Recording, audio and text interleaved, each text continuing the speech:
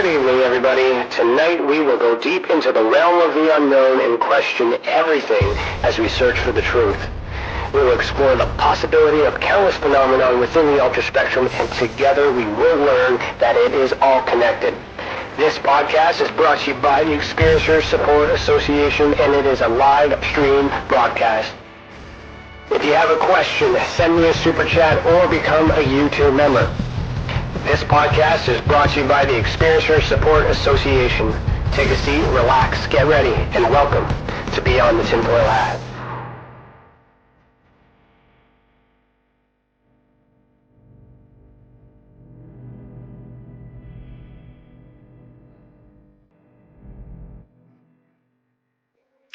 Hello, everybody, and welcome to Beyond the Tinfoil Hat. Today is Thursday, April 28th, 2022, and I, Ryan Stacey, am your host this evening. It's been 2 weeks. I've been away for a little bit, but I'm back today.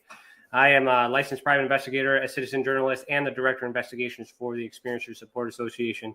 I am the former national chief investigator for MUFON Canada and the former international field investigator trainer for MUFON in general. Welcome to the channel, and thank you for joining us this evening.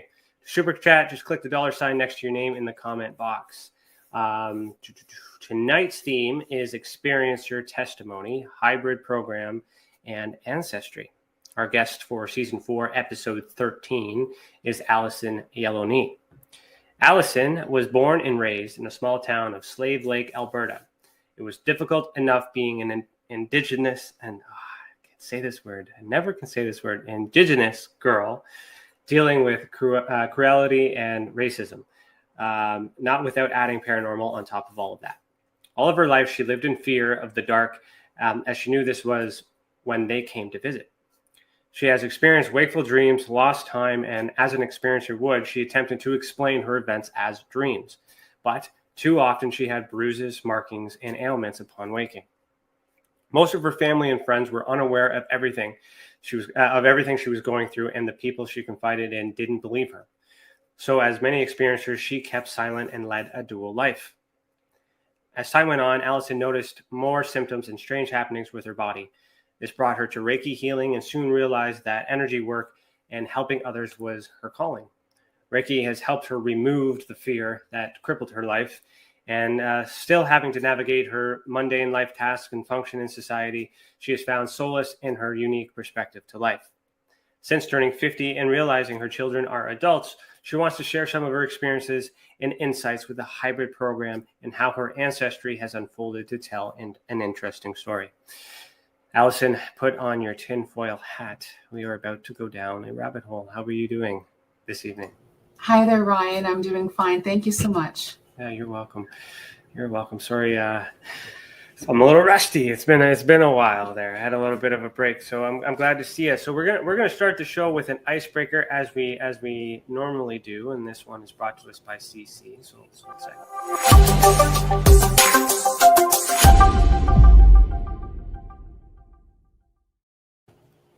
All right. So CC's icebreaker question for today is: which of the following creatures would you choose to live as for one day and why? So your choices are mermaid, vampire, werewolf, or fairy. Well, I would think a fairy. Okay. And the reason is I think I'd like to be flying and exploring all the different things, from looking down and also being on the ground. So I think I'd like to have the different perspective of that. I also believe fairies are kind of interdimensional, and I think they travel that way as well. So I think that's what I would like to do. I don't know. I would either do vampire or werewolf. I don't know why. Probably more of a werewolf because that's closer to like Norse mythology in that kind of bracket there. I'm kind of vibing with the Vikings lately. So I'm gonna go with werewolf. Final answer for $1 million.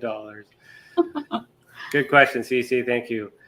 All right. So normally I ask, why are you the way that you are? How did you get to this place where you are today?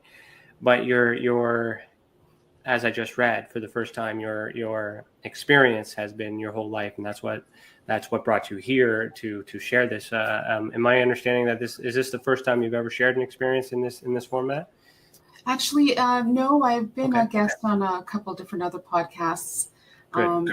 And back in the early 2000s, I was heavily involved in the research as well. I was probably one of the first or one of the only Alberta researchers at that time as well. And we met on a platform called Pal Talk. So we did a lot of voice chats there. Oh, good. How did you find that? How did you find that community and doing things like that?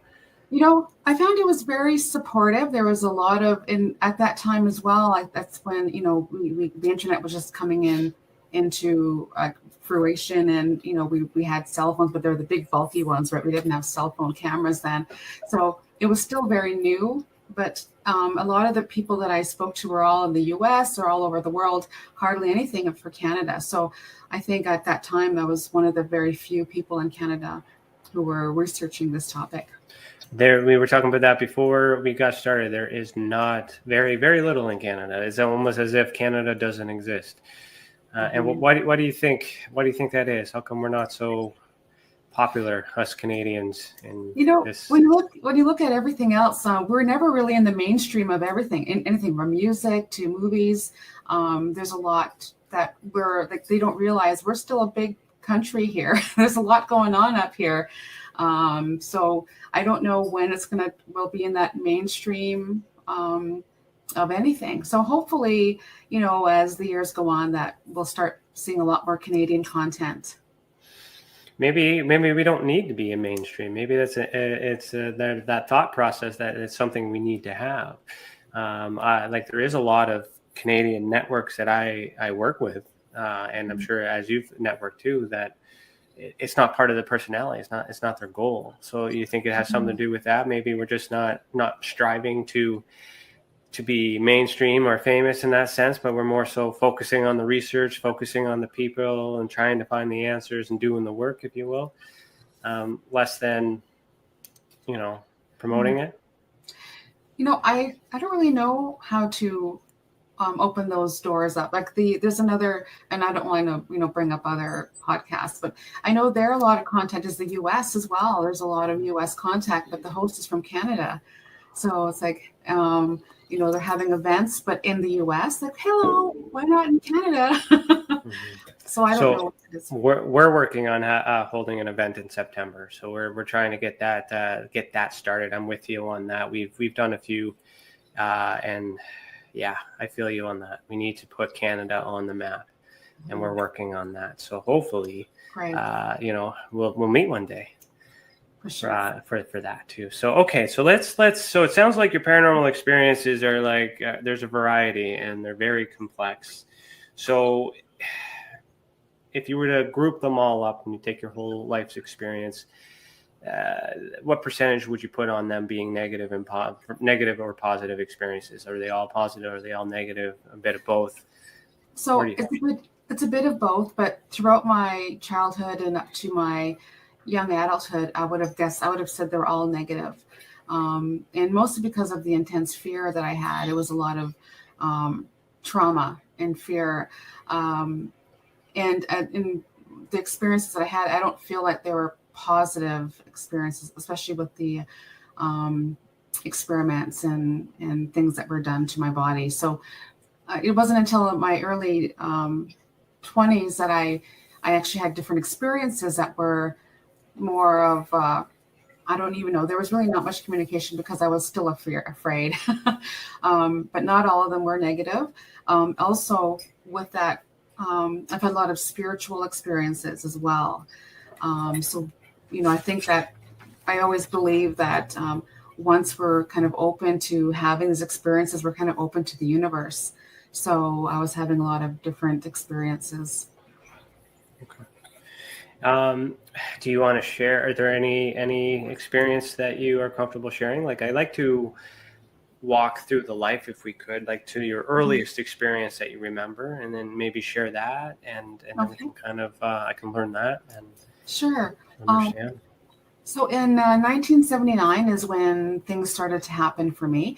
So Slave Lake is 2.5 hours north of Edmonton, and Wabasca, Alberta is another hour beyond that. So my family is from Wabasca, and that's where a lot of these experiences started. And so the first experience is we had lived in Wabasca with my grandmother's property, and I was 7 years old. One night she called me outside, and I thought that was different. She never really comes outside to come and get me, but it was dark out that night, and she grabbed my hand. She said, "Don't be afraid, but I want to show you something." And so she pointed up to the sky, and there was like zigzag of lights going across the sky, and they were going from. There's no way that it was a plane or a helicopter. The way it moved across the sky, streaks going across. There's no way a human was in that, because there's nothing can go that fast. Mm-hmm. There's two of them in there, and they were like dancing in the sky, basically. And I didn't understand what it was at that time. I didn't know what she was showing me. I didn't know what it was at all. So around the same time frame, it was the summer. I was sitting next to a chicken coop, and my grandmother was in there getting eggs. My uncle, who was probably about 16 at the time, walked by, and he went through the sneezing attack, and then all of a sudden he was like holding onto his nose like this, and he was bleeding profusely out of his nose, and he was screaming because of the pain that he was experiencing.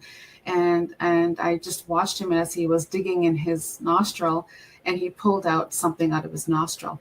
And I ran up to go look at it, and it was a little ball that kind of had little lines, squiggly lines all through it was hollow inside that little ball, but there was a hook, and there's a little hook at the end of it.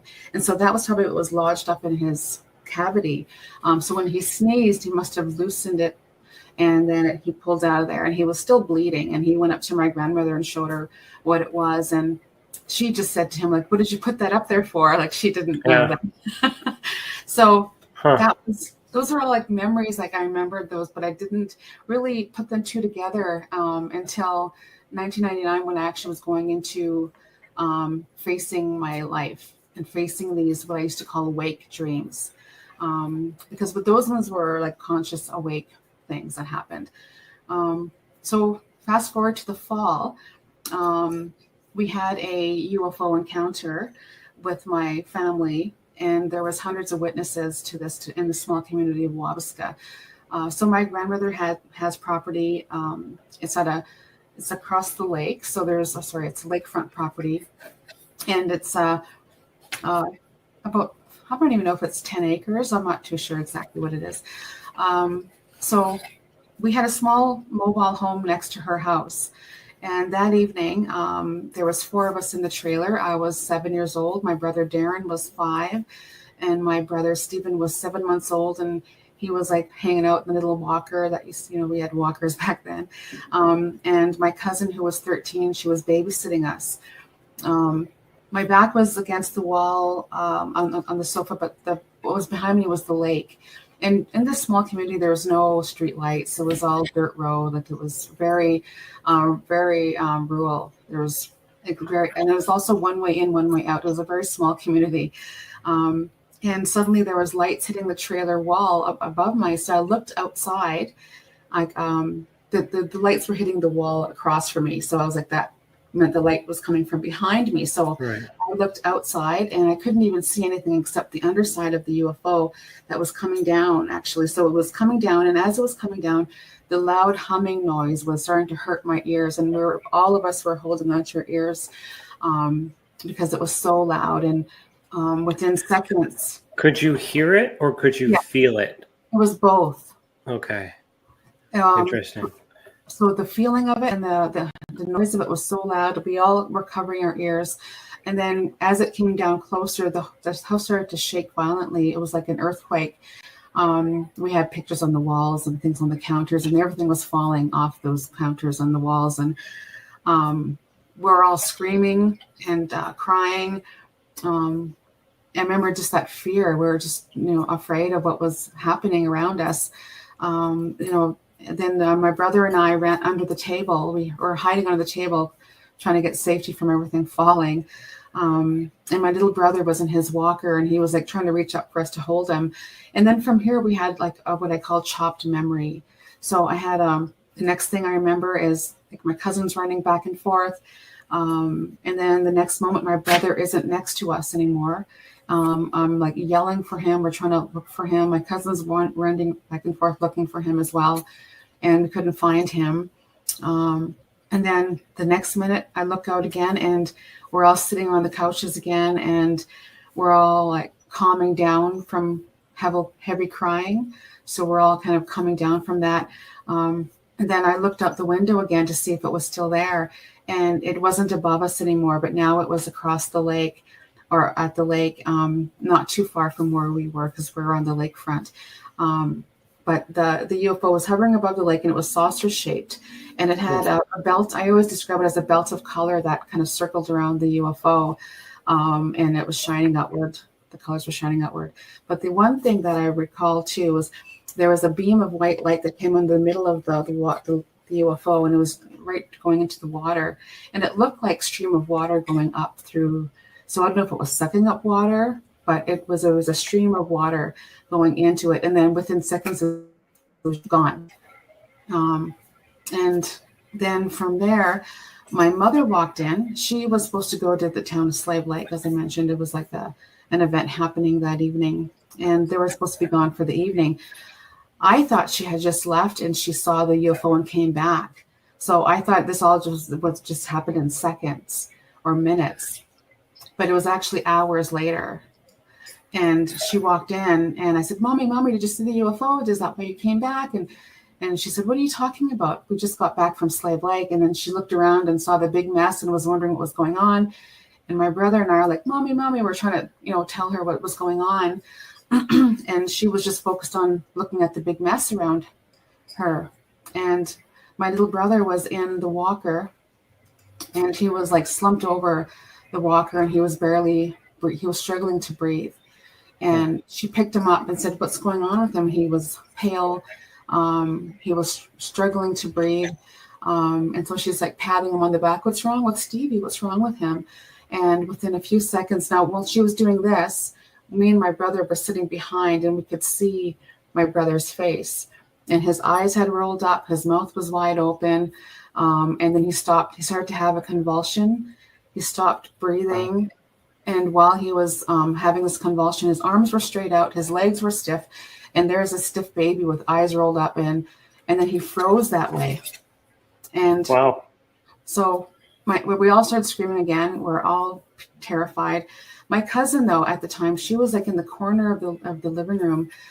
She was sitting in the fetal position the entire time, and my mom was like, Glenda, like, what's going on here? And Glenda didn't even snap out of it until we all were screaming again. When Glenda did finally snap out of that trance that she was in, she said, go get Clara, which is my grandmother.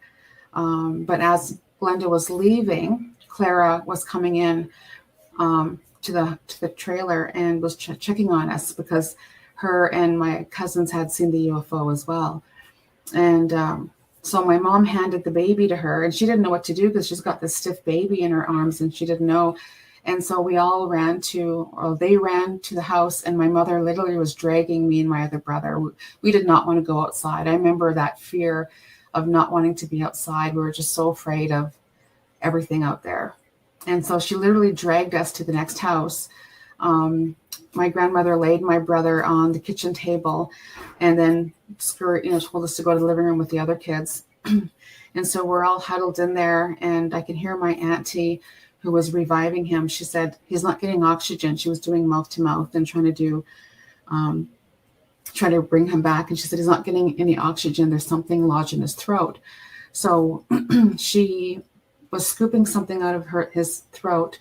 I did an interview with her later.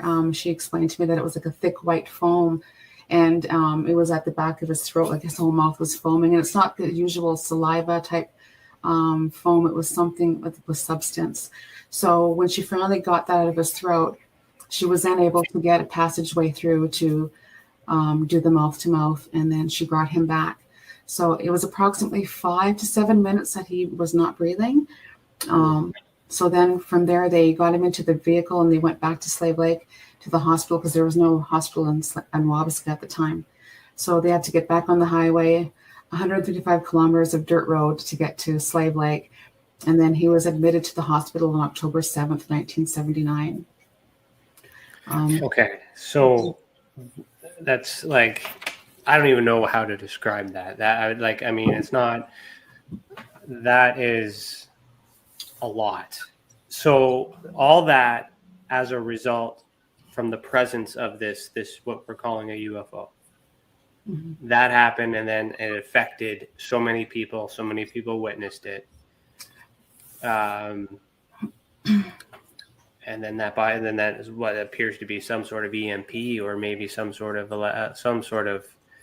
biological effect. So did it affect anyone else that way, or just was it your brother?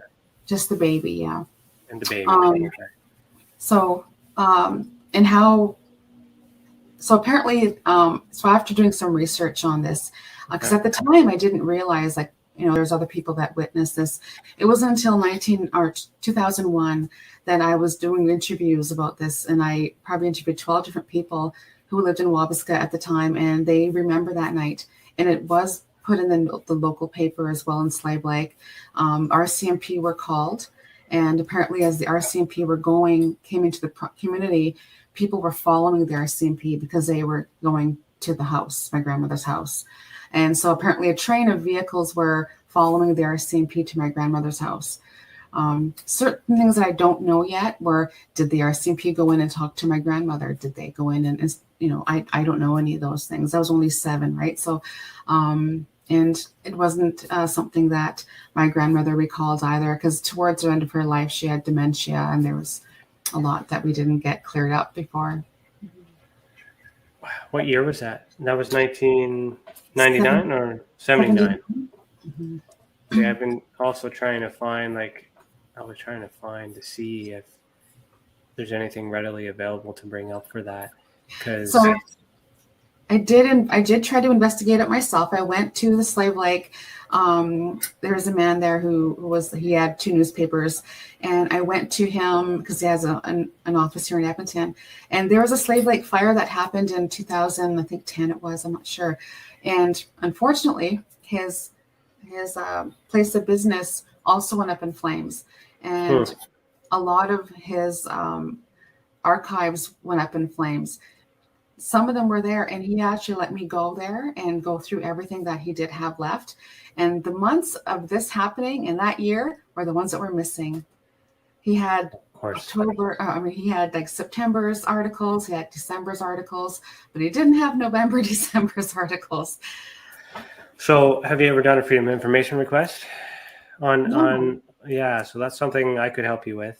If we could narrow down the date and time and do a range, so I can send those to the RCMP, because if RCMP was present, then perhaps they might have a copy of those records and release those. That's definitely something I could help obtain.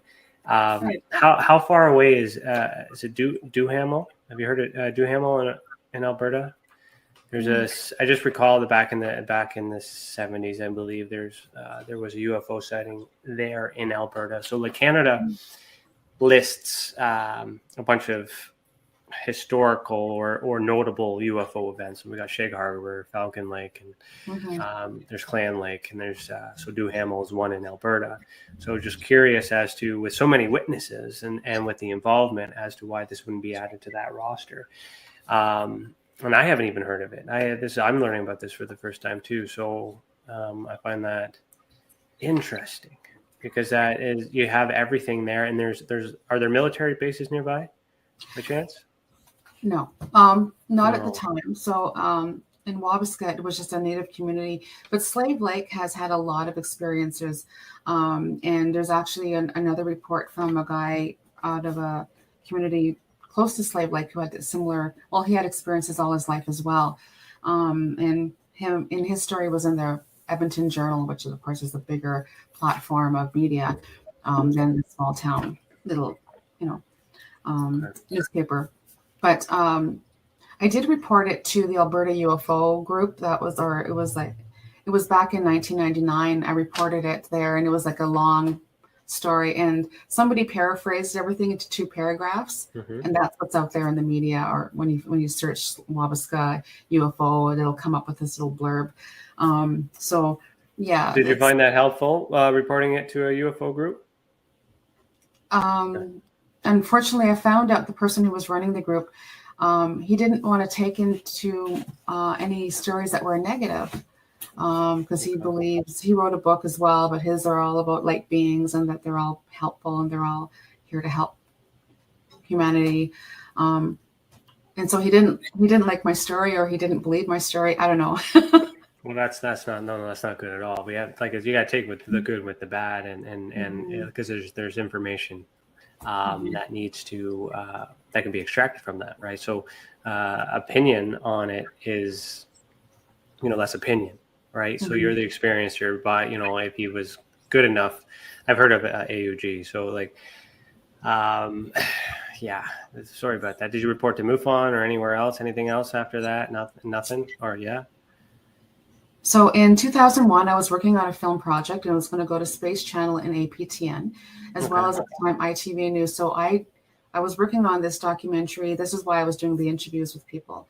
The last step of everything, and getting this produced was getting the budget together.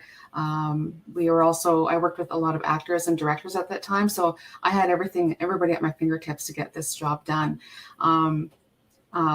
At that time, I did reach out to MUFON in Vancouver. We had MSN Messenger back then. I don't know if you remember back then. I remember MSN, yeah. Okay, so I did speak to somebody. I don't remember his name, but he was based out of Vancouver, and he was sending me a file transfer through MSN Messenger, and it was a list of skeptics, because apparently I needed to have a skeptic on my show for them to approve it. So who makes those rules? This was something Space Channel wanted.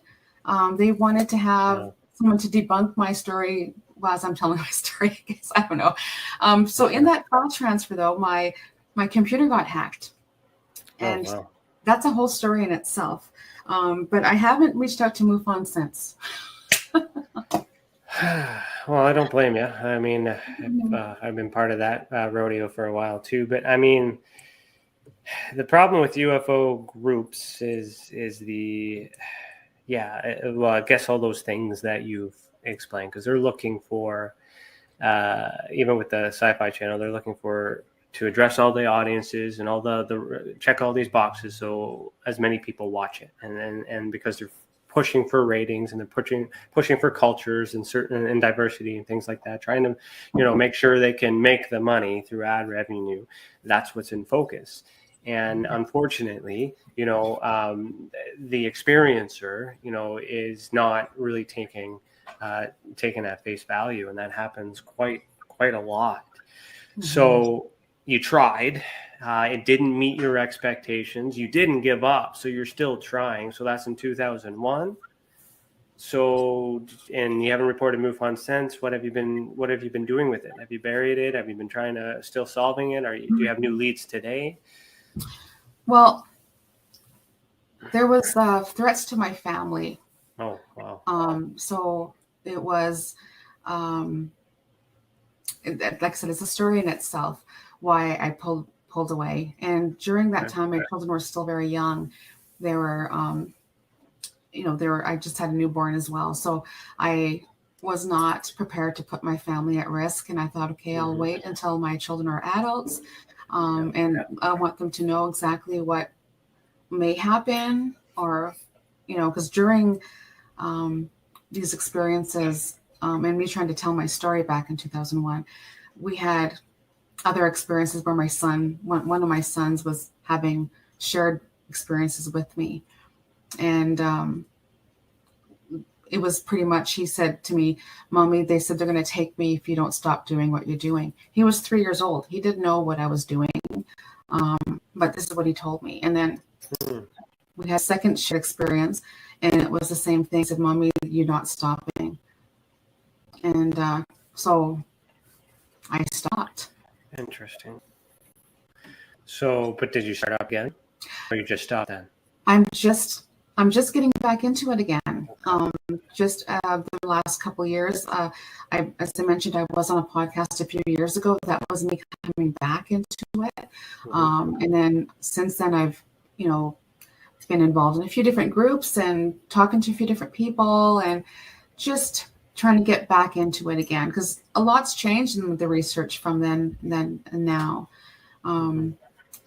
So, that's true. And research is still changing and developing. And a lot of people that are, are debunking each other and fighting with each other right now, like it's chaos, which is kind of good because more people are asking questions, new faces are coming in and challenging the evidence and trying to get answers, because we need to know what's going on. So with combined with the research that you've done, forget the experiences that you've had in trying to get the message out. That's unfortunate and we run into those problems too, which is why we've created our own media company, so we can just ignore all those things and do it the way it should be, focusing on the experiencers. What do you believe is happening? What is the result? What actually is going on with you? Well, if you were to ask me why they're here, so I'll share another quick story. Okay. When I was in grade 3, so I think I was about 8 years old. It was about a year after this event, our UFO event. We had to write a story in English in our school about what was our most memorable experience that we've had in our life. People are writing about the trip to Disneyland or the pony they got for their birthday, and I wrote about my UFO experience. And so I was excited to see what I was going to get for a mark, and how the teacher gave us our assignments back was she pinned them to a big bulletin board at the back, and we all had to go run and go get our stories. And we had a big F on it, the circle around it. And she saw me crying and just come and talk to me. So I did, and she said, "You're supposed to write something that was real." And I said, I did. That was real. That happened to us. My brother almost died after the UFO. And she said, "Really?" And she said, "So why do you think they're here?" And I, with a hesitation, said, "They're here for our natural resources." We had no oil exploration at all. It was just a native community. And then about 1990 to 92, oil exploration happened in Wabasca, because, yes, it is abundant with natural resources. So I knew that even before, even knowing what the word natural resources meant. But then, of course, as I became a preteen and beyond, that's when I learned more about the hybrid program. And at the time, I didn't even know what was happening to me. It wasn't until 1994 that I learned about that more. So you want to talk about that? What is this hibernation program, or hybrid? So I think I would talk about first how I was the symptoms that I was having and how I was feeling. So from the age of like 8 o'clock, I was taken, and experiments were done to me. I woke up on a table, and I didn't feel like I was in a UFO, though. I felt like I was underground. I felt it was cold. It was very dark in there. There was only 2 light sources in the room. One was above my head and one was above another girl's head. And there was like transparent curtains that were dividing us. And she was crying. So I woke up to, like, I couldn't move. I was laying there, and I heard her crying. And I said to her, "Where are we?" And she said, "They're coming." And I saw 2 beings walk by, 2 figures walk by the curtain going towards her, and she was screaming. Moments later, there was no noise coming from her. And as they approached me, they came to me, and this huge syringe needle was coming at me, and that was injected into my heart. I recall feeling the puncture of that needle going into my heart, and then I felt the cool liquid fill my chest, and then I couldn't breathe at all. I remember that was like I was at the end of a breath, and that was it. I thought I was dying. And so I had those kind of experiences where, like I said, I've woken up and I was not in my bed. I did feel like I was in a cave because I remember like trying to run away. I somehow either, I don't know if it was like my spirit running away or my body, but I felt I was going in this cave, like a tunnel, and it was all like chiseled out tunnel. And I remember trying to run through this tunnel, and then like they do a lot of mind trickery as well. So the next thing I remember, like even though I'm trying to run down this cave, the next thing I'm seeing is it's like I'm floating back down to my house, and I can see my house. I can see the wall at the end of my house, but there's no wall. I don't see the wall.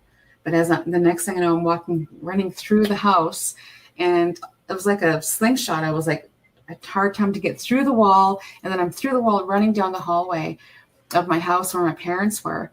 And I was screaming, and I was like, telling them, Mommy, I said, the aliens took me and they put a needle in my heart. And my parents just said, go back to bed. You had a bad dream, go back to bed. And yeah, so I came out that wall, ran down the hallway, and yeah, so that was. Okay, so I have questions. Hold on. So there's this astral travel kind of element to the out of body experience kind of element that's kind of attached to this. So if you at the end of it you're at home in bed and parents telling you go back to bed, it's just a dream. So do you remember going to sleep before this event has happened? No. That's why I called them wake dreams. A lot of times I was already awake and then I'm waking up again. Is it possible for you to leave the house without your parents knowing, like physically? No. So it could have been some sort of like, that's what we're trying to understand how they do it, right? It could be some consciousness or mental hijacking, and whether or not you physically go somewhere or mentally go somewhere. But when it's so vivid and so real, you still feel it. So the other question I have is with that syringe or needle, pardon me. Was there any residual evidence, any markings left behind? So, I don't remember looking down at myself. Like I said, I was only about 8 years old. But I did have a lot of symptoms after that. I had a hard time taking a deep breath. I had shallow breaths. I was very weak and listless. And for an 8-year-old, that's not very common. I also was having like this extreme headache, and I couldn't even talk. And it was like talking at the end of my breath. And I was like, Mom, I can't get up. I can't move. And she's like, get up, you got to go to school. Like, she thought I was faking it. But after 2 days of having these symptoms, like I remember I could barely walk. I was like, my heart hurt. Like I could not take a deep breath. So I was having these symptoms of like this heart pain, the headache. Of course, the insomnia kicked in at that point. Now I was afraid to sleep because so many things were happening to me when I'd go to bed. And then so I remember her taking me to a doctor about on the third day. And that doctor said to me, so Allison, when did these symptoms start with you? And then I said to him, after the aliens put a needle in my heart. Mm-hmm. That was my response. And then my mom and the doctor looked at each other and they nodded their heads, and it was just dismissed. See, that's the hard thing, right? So like something happened. Like it's so vivid in your mind. I mean, you're not, I don't see any signs of deception, like watching this and learning this for the first time too. And the thing is that the doctors, how do you prove that? They can only work with what they can prove and what they know. And they do play on the fact that children's imaginations and things like that. And it's at a time where we're still learning it. Cold War had ended and all these other things where, it's been covered up. So if this had happened in today's age and you were to go to the doctor, do you think the doctors would say the same story just now, today? What do you think? Well, I don't know. It's hard to say. I think a lot of them are still closed-minded. If somebody goes in there and they're having, they're dealing with trauma and they talk about something like this, they might institutionalize me and think I'm schizophrenic or something, right? That's a whole other rabbit hole there. They like to do that for no reason, let alone giving them one like that. So I'm thinking with what's out there now as proof, and there's so much out there now. I would be hopeful that doctors are more open-minded to listening especially when children speak. I think when children speak, it's truth, right? Yeah, they say that because the children don't know any better, right? They haven't been conditioned fully. They haven't been taught all these things and aren't real. They're saying what they see. And so you calling it an alien, how did you learn that word at 8 years old? If that's not what was going on, the word alien, where did that come from? That's a good question, because I was wondering that even when we had the UFO experience itself. I remember my neighbor coming over, and they had seen the UFOs too. So we all of us, there was like 8 of us kids, we're all like walking through the woods and we're looking for alien tracks. And I think at the time, anything alien would have been like the Great Gazoo. Was that Flintstones? So it would have been TV shows like that. Okay. Yeah, because I guess the conditioning kind of started because Roswell had happened, I guess, prior to that. So, I mean, we all grew up, even being Canadian, we still hadn't watched American stuff, right? So we all learned all that. So we only had one channel. Did you? Oh, wow. Okay, so you said you saw these beings. Let's go back to that. What did these beings look like? Oh, so the thing is, I couldn't see their face. They were tall. Okay. And that I used to say they were cloaked. And what I meant by that was that they had robes that were covering. And so I don't know if that was part of their facade or how they didn't put fear into us. I'm finding robes to be a very common trend or characteristic amongst experiencers. And they all look different, but these robes are a thing. Strange. Yeah. So there was 2 of them. I was already held down. I don't know if the sheet that was covering me was what held me down, but my body I could only move my eyes. I could not move anything else until after that, the needle injection. Then I was trying to run, and it was that, feeling like my feet had cement blocks. I was trying to run and I couldn't do it. And that's why I wasn't sure if it was like my spirit jumping out of my body. You talked about astral traveling, because I started to do that a lot as a kid. I did a lot of astral traveling. And so I don't know if that's where I learned it from, but it was something I did a lot, and I thought everybody did it. So yeah, it seemed natural to you, seemed normal to you, and you were trying to explain it, and then people didn't necessarily believe it. So I can understand the doctor's standpoint, but what about your parents? Like, how come? Would they have believed you? Do they believe you now?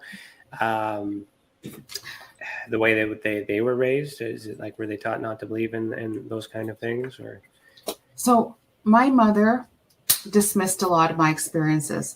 My father traveled a lot with business, so he wasn't really around very much, and so he wasn't one I would really talk to about it, except that day when my brother had when our UFO experience. My father and uncle were actually across the lake. They were on a hunting trip, and so from where they were, the night of the UFO experience I'm talking about, I thought they would have seen the UFO, but it was not till the next day that my father and uncle were coming back, and I stood at the cliff of the lake, and I was waiting for them to arrive to let my dad know, Daddy, there was a UFO last night. Did you see the UFO? Steve, you almost died. And then as soon as I said that, he dropped everything and ran to the house to go find out what was I talking about. Because I said Steve was at the hospital, and I'm chasing my dad, but Daddy, the UFO. One thing I can say is that my father has never really talked to me about it. They're both still alive. And why it alarms me that my father wasn't one to be very open was because his mother and numerous siblings were having experiences. So my grandmother's had lifelong experiences, and then some of my aunts and uncles, and then some of my cousins. So it seemed to be selective within the family bloodline who was going to be next on the list and what generation. It seems like it is a generational thing. Other people in my research of this, especially the ones that I've talked to here personally, they've all had lifelong experiences, and it does follow their bloodline. So. So you're Indigenous, and your family is of that background. So do you, culturally and I guess spiritually or religiously, like, is there any room or explanation for the possibility of extraterrestrials or aliens, or like, forget the label, but the beings from outer space or another place? Is that in your culture? Well, apparently it was to some point, and I don't know where the disconnect happened. I believe that the disconnect happened when the residential school era happened, because it seems like if you hear stories of some of the old people will talk about star beings, and I've heard of other people within the same Slave Lake area who have sat with elders, who elders have sat with alien in a sweat lodge, for example. And so I've been waiting to connect with that elder to see, talk to them more about what do you know, because I do believe that there might have been a connection, but somewhere along the lines that disconnect happened where we don't know what's going on. Interesting. Yeah. Seems to be, yeah, we need more info. We need them to come back. We need them to fill the blanks. There's a lot of us. It's like they came, they did something, and then they left. And here we are trying to figure it all out. Mm-hmm. It definitely would help if we had some answers. So you mentioned your brother and the baby. So the baby back then, like the baby and brother are still alive, or have they survived? Like how are they today? How are they coping with this today? Well, the one who was 5, he and I didn't even really talk about it until maybe about 20 years ago. When he said, "Do you remember that night when there was a UFO and everything was shaking and Stevie almost died?" I said, "Absolutely, I remember it," because I didn't think he would. He was 5, but he does have a lot of chopped memory as me as well. My brother Stephen, who's now I think 43, he doesn't have any memory of it because he was only 7 months old at that time. Neither of them recall any like ongoing experiences like I did. And a lot of people, like my cousin Glenda, who was babysitting us that night, she was 13, but she has no memory of the UFO event. But she remembers what happened afterwards when my brother was having that convulsion. So she has no memory of what happened the night of the UFO, but she remembers like seeing that. And she was going to be a part of my story as well. I wanted to, talk to her about like, we need to explore this a little bit more. Like, what do you remember? And she remembers nothing. So have you guys done regression or thought about regression hypnotherapy? I've thought about it. I've been wanting to do that, which is why my story hasn't really come out yet. Because it's like I've got this big puzzle, and I have so many missing pieces, and you can't tell the whole story with all the missing pieces. You've done and I agree, and that's why I'm building a database to connect these pieces, like to connect you and other experiencers together to kind of like network and share in the same way, because like that's so relatable within your family. So you guys have this bonding experience, traumatic, if you will, but like it's still bonding in a sense. But it is familiar to other testimonies and experiences that I've investigated and that I've heard for too. So it's common, and it'd be interesting to have like not just outside of family, to share. I'm not going to mention any names, but there were some people commenting earlier that have similar experiences to what you've described, and it'd be interesting to share notes, because maybe it's the same people, maybe it's the same place, and maybe they remember details that you don't remember, and that will help you remember these things as well. Right. Have you made a report to Tessa yet at all? I believe I did. I don't recall that. I've tried a few different places to report things, but. So if you have, then I do apologize, because I'm working on putting on getting the database all sorted out so I can properly do the investigations the way that I want to do them, which is better than the way I've done them in the past. If you haven't, then please do, and then I can definitely guide you in a way to get these freedom of information requests too, perhaps of some government documents that could exist if it was documented. Because if RCMP was called and they showed up, there should be some sort of documentation that exists, and I can help you get that. Well, that'd be great, because I did try. I reached out to the RCMP. There was 2 numbers emails that I sent out, and they said, "Oh, you're at the wrong department. You got to email this." Yeah, you got to be very specific with these requests, and got to connect the dots, and then you try it. If it fails, it doesn't mean you fail. It just might have meant you asked the wrong question. So if you're like, if the date's wrong, they'll search the date, but they won't tell you that they have the file the following day unless you ask for it.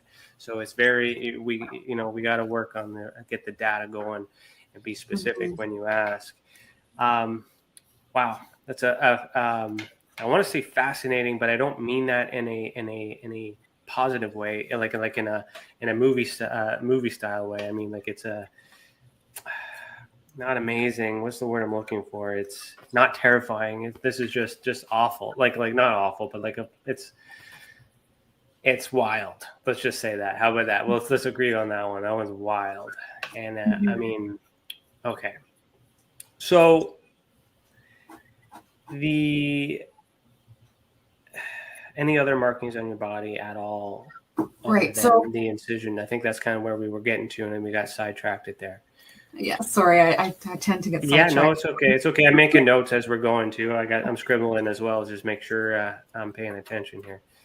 So after I was 8 years old and I was having a lot more frequent visits, I would wake up with markings on my body, and I used to think they were. I didn't know what they were. It was on my arms, mostly my arms, my inner thighs, and my torso, the sides of my body, like my sides. And they looked like fingertip marks, and they were circular, and they almost looked like little burns. I did go to the doctor several times for these, and the doctor would misdiagnose me as having a ringworm because it looked like ringworm.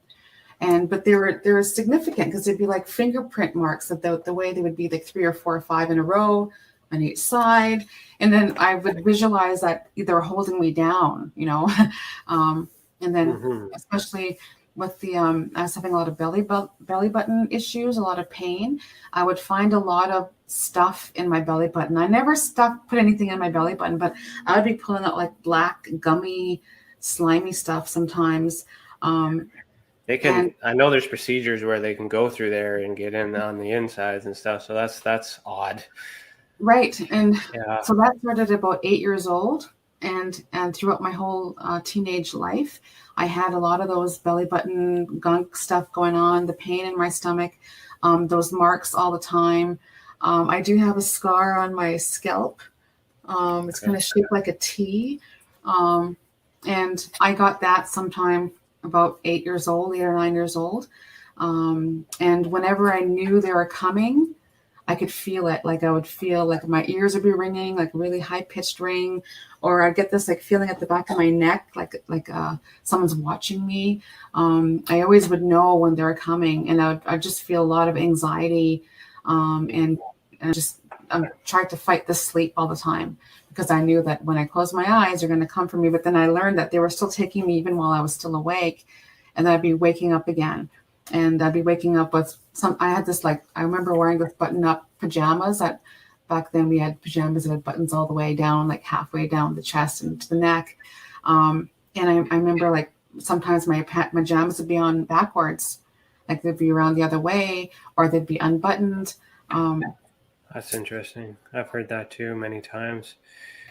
And also, sometimes I felt like I was just dropped, like on the floor, like next to the bed, not on the bed, but next to the bed. And, if you roll over, and I've fallen off the bed a couple times, and there's a way that happens. You kind of feel, but this was like, and I just dropped right there.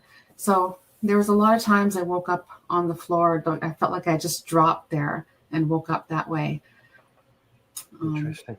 I mean, like I've always tried to imagine the amount of work it would take for like a human being to enter a bedroom and kidnap someone and take them without anyone noticing, do all these things, bring them back, put them back to bed, let alone an alien. Like, I mean, it's difficult for a human being to even do that. So the technology that would have to exist to also pacify everyone else that's in the house, to distract them from noises and sounds. If you have any animals in the house, to stop them from alerting everyone, to induce you to be, or experiencers to be so out of it, to not be able to realize this is happening.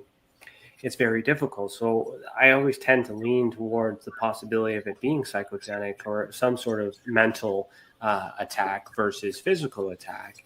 And I'm learning through studies that even that you can experience pain through dreams. You can experience a lot of things and while you're sleeping, and we don't even know where we go when we dream, whether that's the real world or and this is the dream world. We don't really know all those things are happening. So besides coming to a conclusion, which we have no way of knowing until we have answers, have you ever spent some time thinking about why you and not and your family, as opposed to someone else? Like why what makes you so interesting to them to be visiting you all the time? Well, that's my purpose of doing this, is I'm trying to find out why, to know, like, what is it? So I've, throughout my life, I'll share this.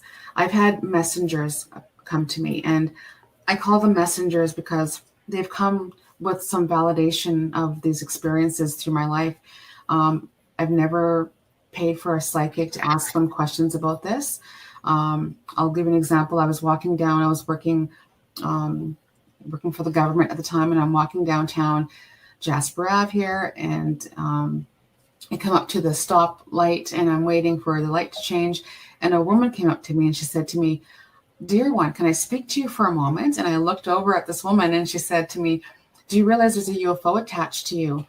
And I looked up thinking, oh no, like they're chasing me now. And she said, "No, I don't mean right now, but in your lifetime." She said, "Your energy is like a beacon in the night." She said, "You have very strong energy, so you're attracting both positive and negative forces." She said, "You need to learn how to hone in your energy so you're not so open." And I'm like, okay. And then she said, "You should be grateful that you're one of the chosen ones." And I said, and I was angry because I chosen. I said, I didn't choose this to be, taken from my bed, to be going through all this trauma, to have experiments on my body, to be used as a host body for whatever purpose. I didn't choose this. And I said, and I don't feel like I'm supposed to be special because of this. I said, this is not something I would ever want, for my enemy. And she was smiling, and she said to me, "Once you know why, you'll start to understand what's really going on." But at the time, I was only 21, 23 when I saw that woman. And, but that was just one of the messengers. Another one came up to me, and she said to me, "I see there was 4 of you." And she said, "You 4 of you had an experience with a UFO." And I went, "Yes." And she said that the baby almost died. And I don't even know what it was. And she said, the baby almost died, and the oldest one didn't remember anything. She said, "Do you know why?" I said, "No." She said, "The serum that they give you to lose, the memory serum that they give every abductee, they gave too much to the baby and too much to the older ones, and the older one, and not enough to you and your other one that was close to your age. That's why you remember." And who is this woman? Yeah. How did you know this? Yeah, who do you work for? Yeah. How do you know this? Were you there? Were you in on it? Yeah, like that's okay. So we're gonna pause right here, but we will be back after a commercial break. So if you're listening to this audio only version, head over to youtube.com/the Experiencer Support Association so you can see the video that goes with this audio. Remember, you are listening to Beyond the Tinfoil Hat, a podcast by the Experiencer Support Association, and we will be right back. It's your business. It's your property. Your assets are worth protecting. Blacklight Investigative and Surveillance Services specializes in patrolling and inspecting residential or commercial property against fire, theft, vandalism, terrorism, and illegal activity. People and buildings are monitored to prevent crime. Keep your property, your people, and your assets safe from threat. Our elite staff are dual licensed private investigators and security guards. Blacklight Investigative and Surveillance Services. Go to blacklightiss.com.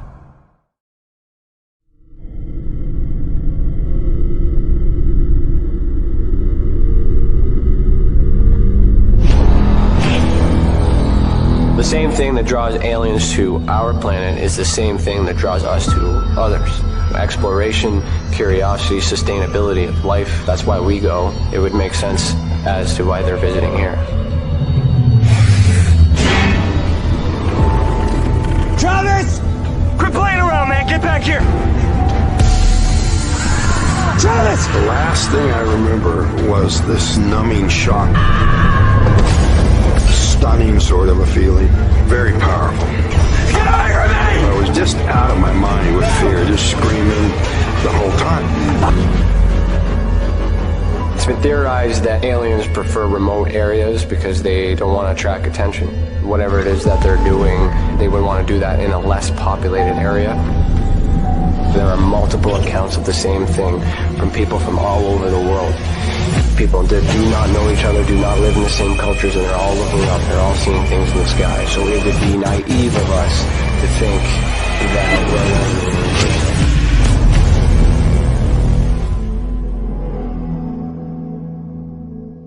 Ryan is one of Canada's leading new UFO investigators. He conducts and oversees UFO investigations on a constant basis and was really taken by his research. He's compiled a tremendous amount of data regarding UFOs in Canada. Just as interesting, he really goes over how UFO investigations are done and what are some of the mistakes that people make when they submit evidence. Note for starters, don't edit your videos or photos before you send them. If you want to hear more follow-up conversation between Ryan and myself, you can go to richardolanmembers.com, where we have a candid conversation on ufology, the paranormal, and more. And remember, while we learn and grow and search for the truth, let's be good to each other.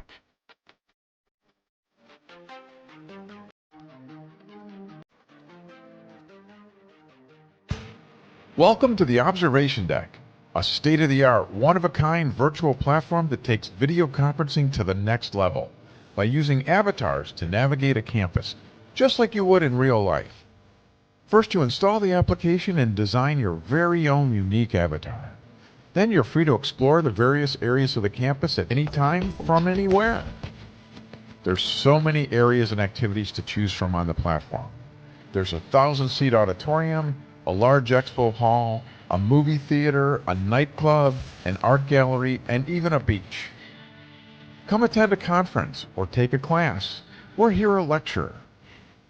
Meet new friends and interact directly with presenters. It's all right here on the incredible Observation Deck campus. Where in the world will you go?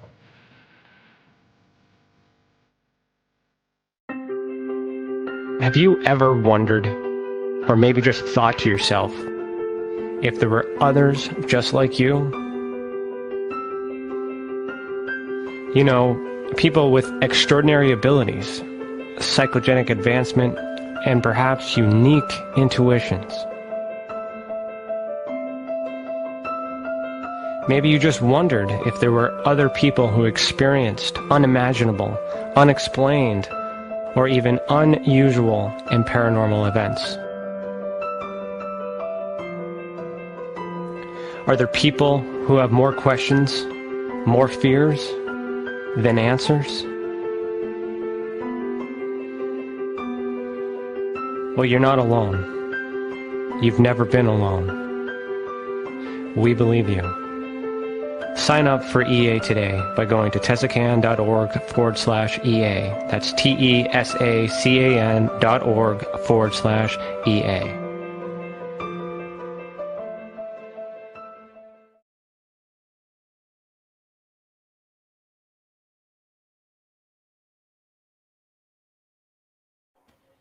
Welcome back. You are listening to Beyond the Tinfoil Hat.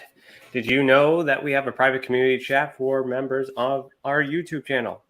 If you become a member, you will get bonus content like exclusive videos, including bloopers, behind the scenes, and members-only Q&A. Also, if you've ever experienced an unexplained event involving the paranormal, UFOs, extraterrestrial, dogman, or any other paracryptid, head over to tesacan.org/reporting system. Let the others who have already reported be that example that proves we are making a difference. And if it wasn't for those reports, we would not be able to do what we do, and for that, we thank you.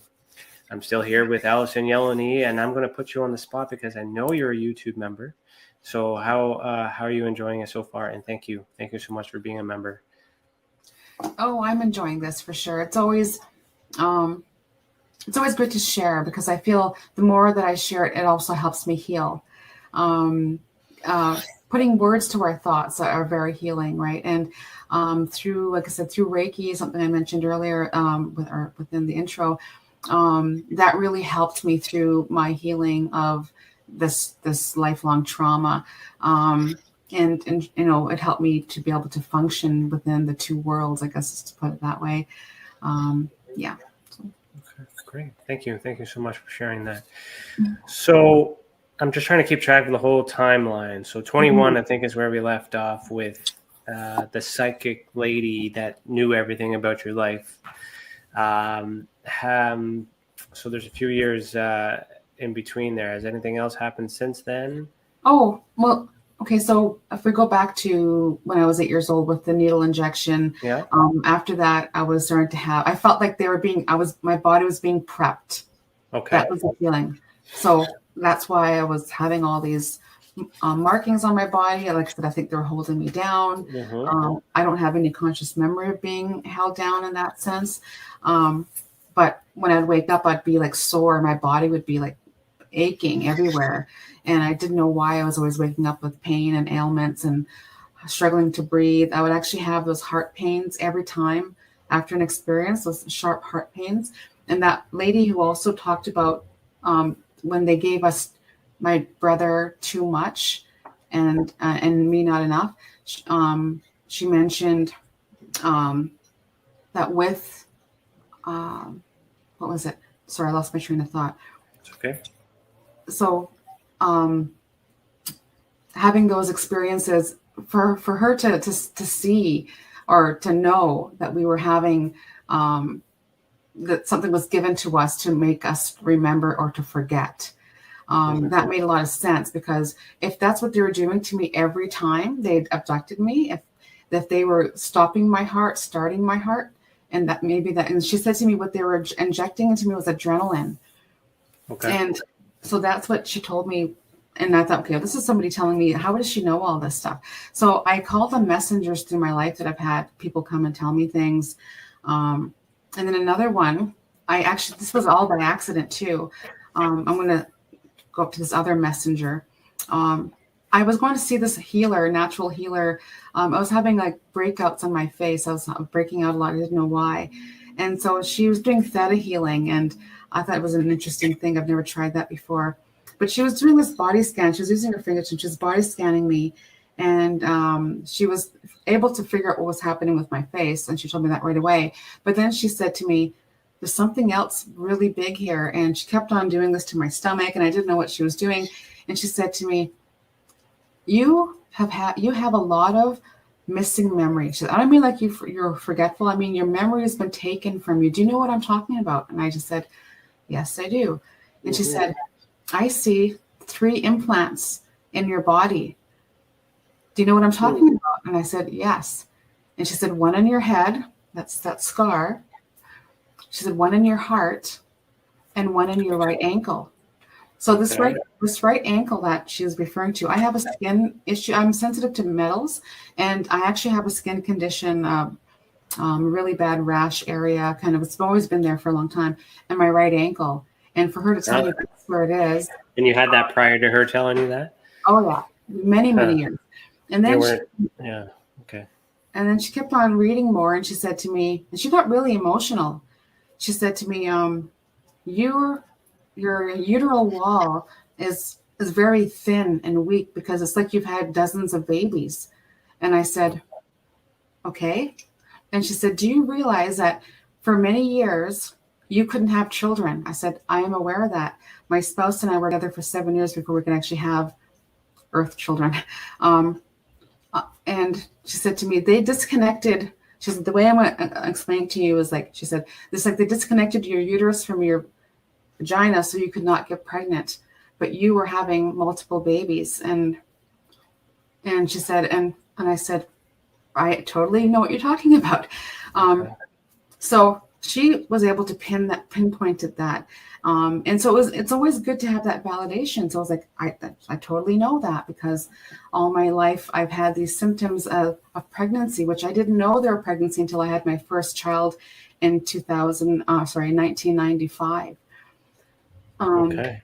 So these other babies, where do you suppose that those are? Okay, so I'll go through this part of the story about the hybrids stuff. Okay.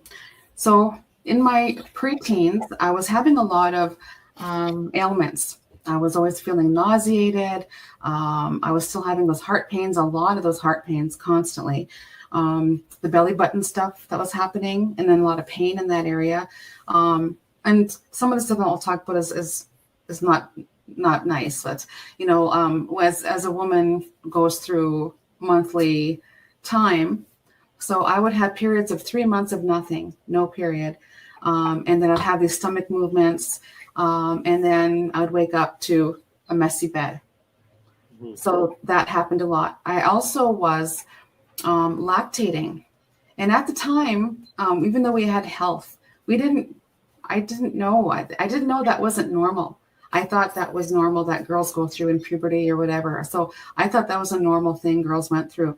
So I went to the doctor about these movements a few times. So it feels like there's flip-flopping in there. There's something happening in there. But I was a virgin, so he wasn't going to give me a pregnancy test because I'm 13, 14, 15, whatever.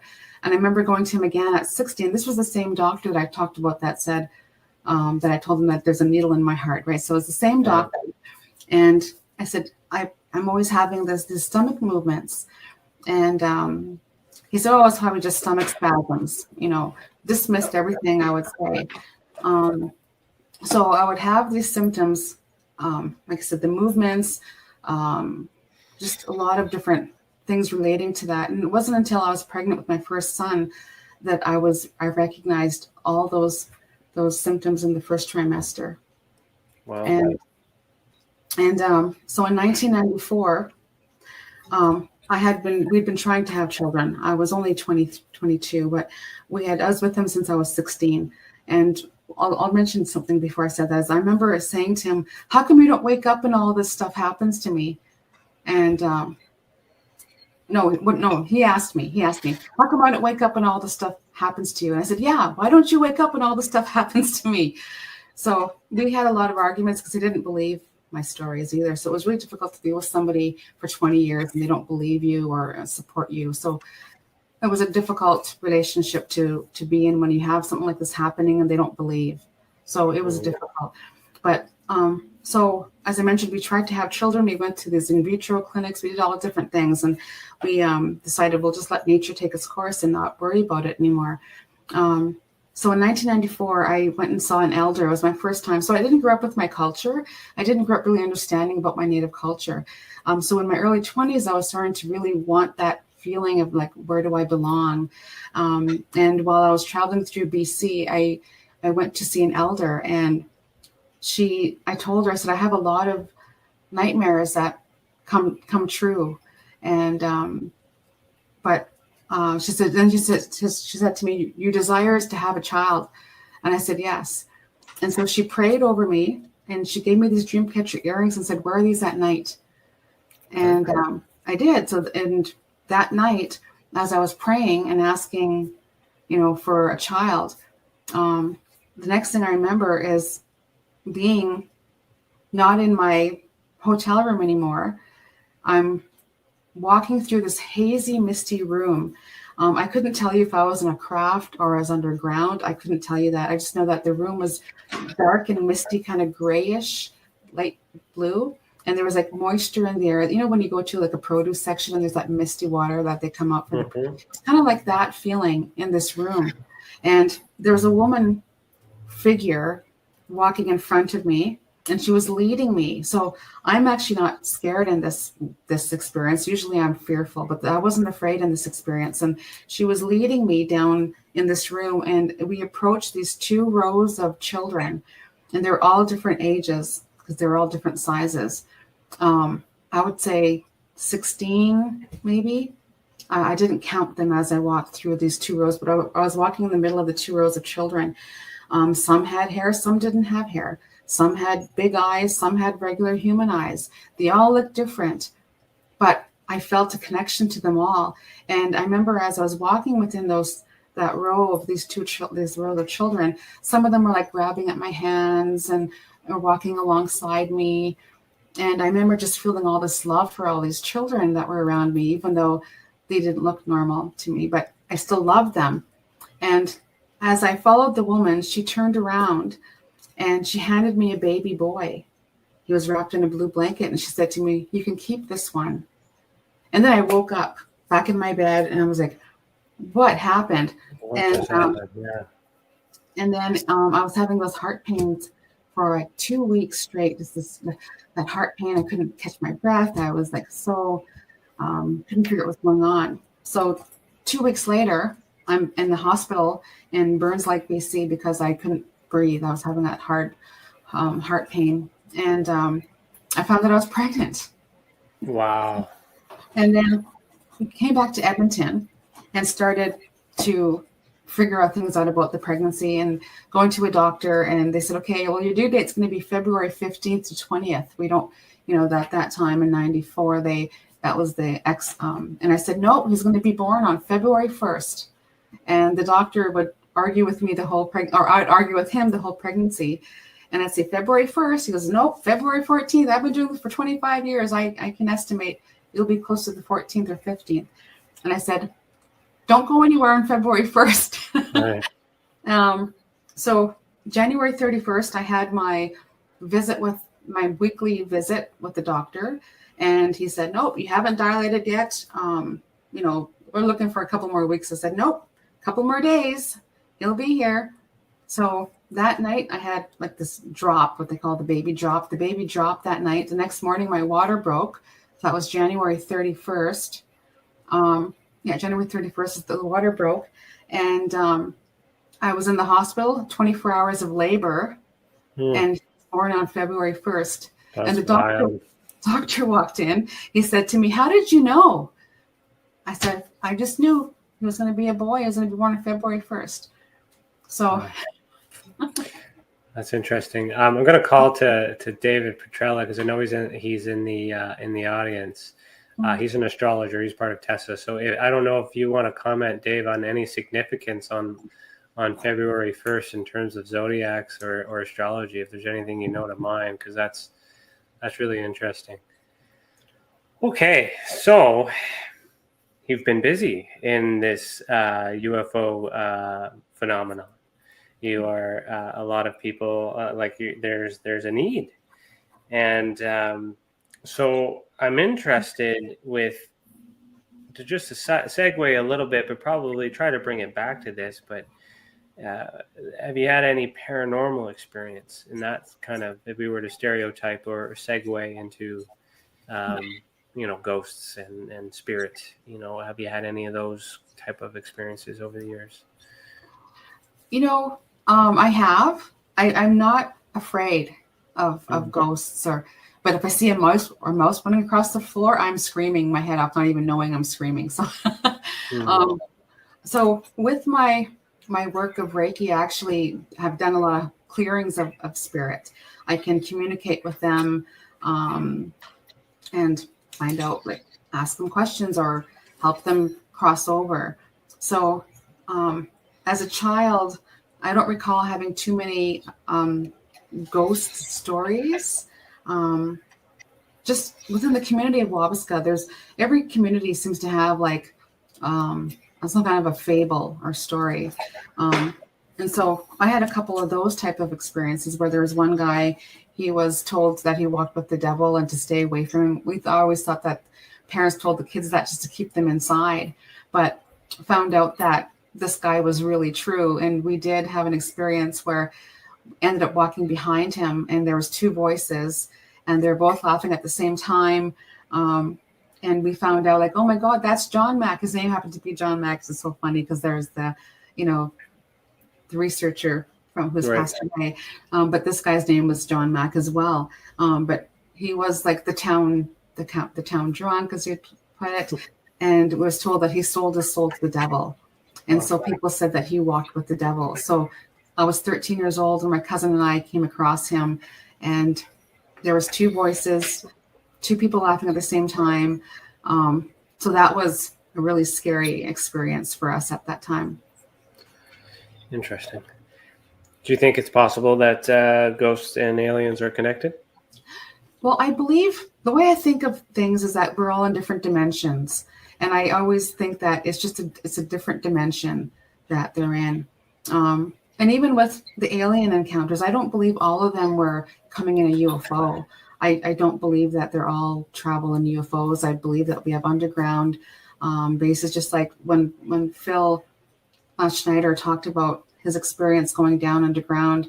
A lot of that resonated with me because he talked about, the underground aliens, and he talked about the suits and how they shot lasers at him, and that's how his hand got melted off. And he talked about how that laser came out of the belt of the alien gray.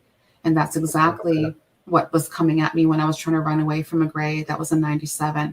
And he was wearing a silver suit and he had his belt. And that's where the laser was being shot at, was on his belt. So that was in 97. Interesting. And yeah. Okay. Sorry. I'm intent. I'm listening here. So, like you've obviously your research shows. So you've done a lot of diving into this to try to find rational explanations as to what has happened, why it has happened. And you're still looking. You haven't really concluded on anything yet, have you? Well, so I do have a lot of conscious memory, but I have a lot of missing memory as well. I have talked about getting into regression. Actually, I did reach out to your team as well to try to connect with somebody in person. And that's where the challenge is. Like we talked about, Canada doesn't really have all these resources available to us. So Yvonne Smith has been somebody I've been reached out to before in the past. So Peter Robbins is another one. My good friend is Daryl Sims, who's the alien hunter. And then Chris Rutowski, who's in Manitoba. Yeah, Manitoba. So those were all going to be on my roster for that conference I was going to host, as well as Travis Walton. I met Travis Walton through that Pal Talk that I was talking about there. So he's the one who led me to John Mack.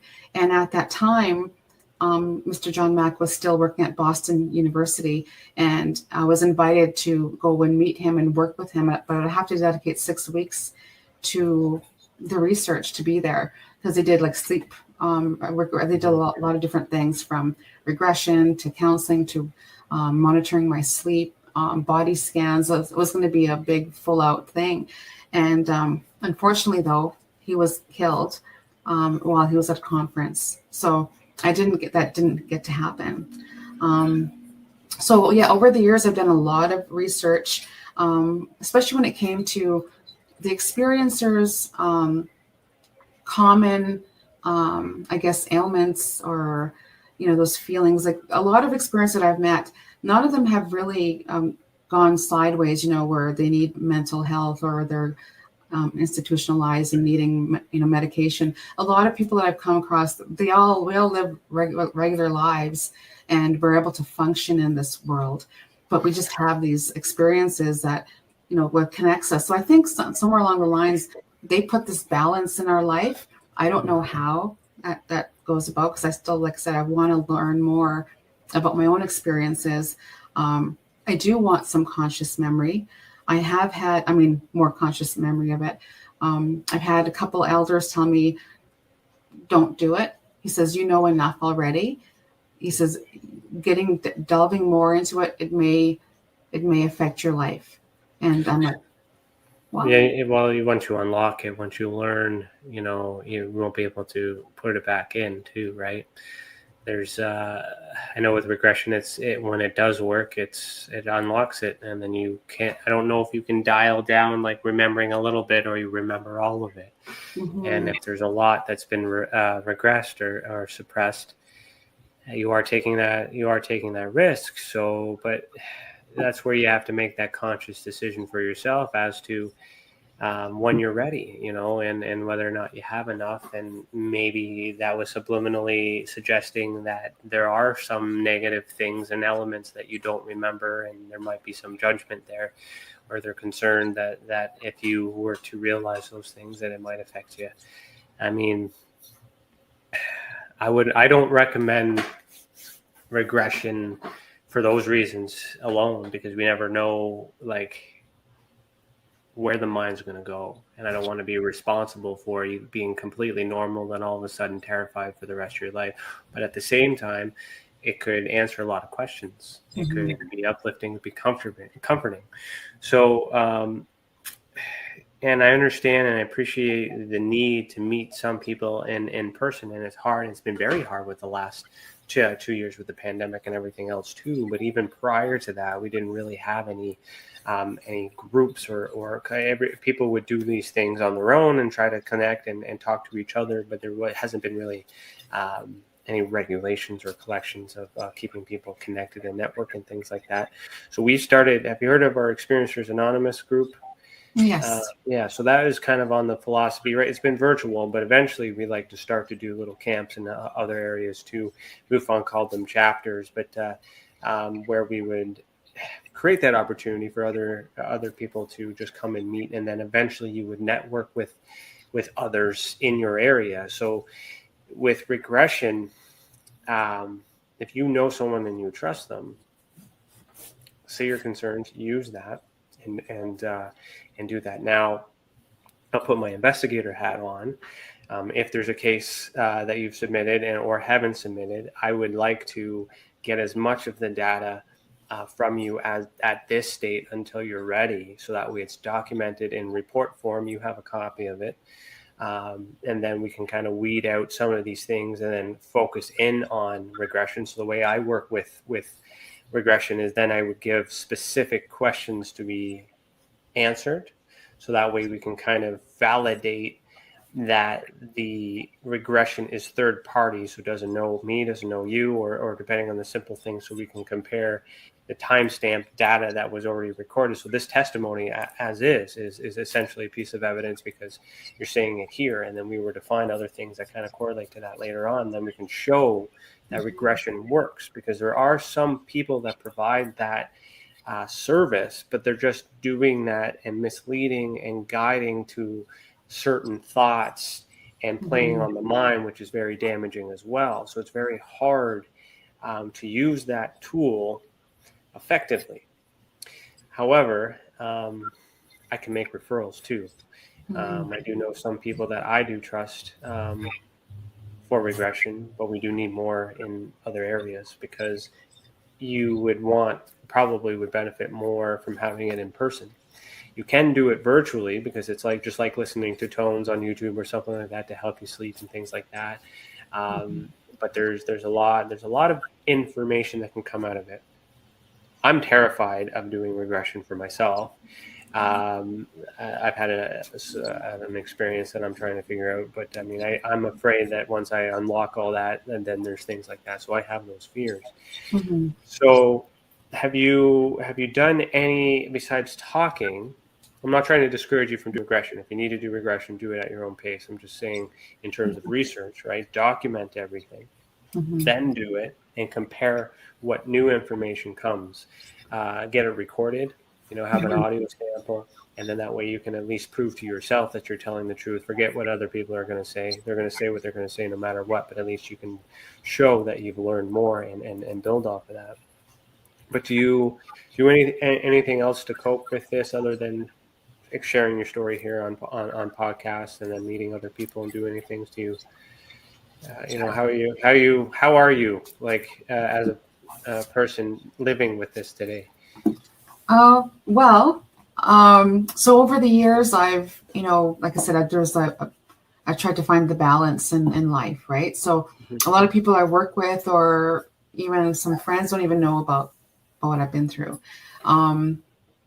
I'll also say this is kind of a funny thing, but I've been single for very long, and it's because I won't be with anybody else who is going to be a non-believer. Like, it's so hard to find somebody who is going to actually, put the time in to understand me and understand what I've been through.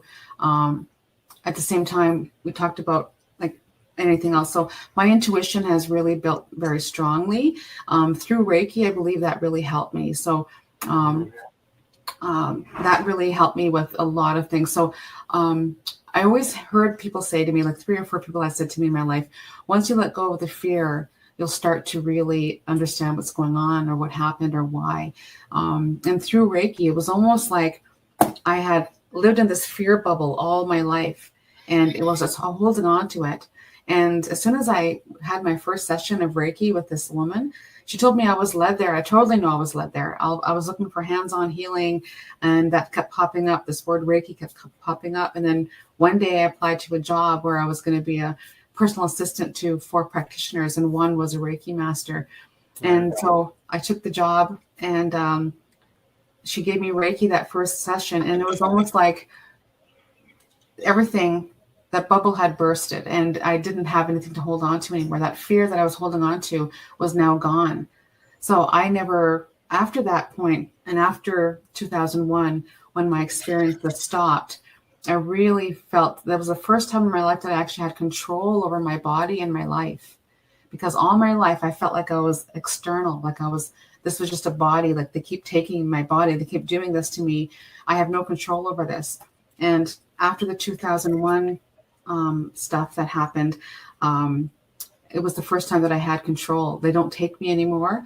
I know they do watch over me, because it seems like every time I would talk about them, there'd be a UFO sighting in the area. So it's like, don't talk about it anymore. So I scared some friends actually that came to see me in Wabasca, and this was in 2010, and they came because I lived up there for a while, 2007 to 12. That was a part of me getting over my fear as well, because my fear started there. So for me to face my fear, I went and I worked there, I lived there, and I lived alone with little kids, and I lived in no fear at all. And I think it's because of the strength that I built up with through Reiki and knowing more about universal energy really helped me.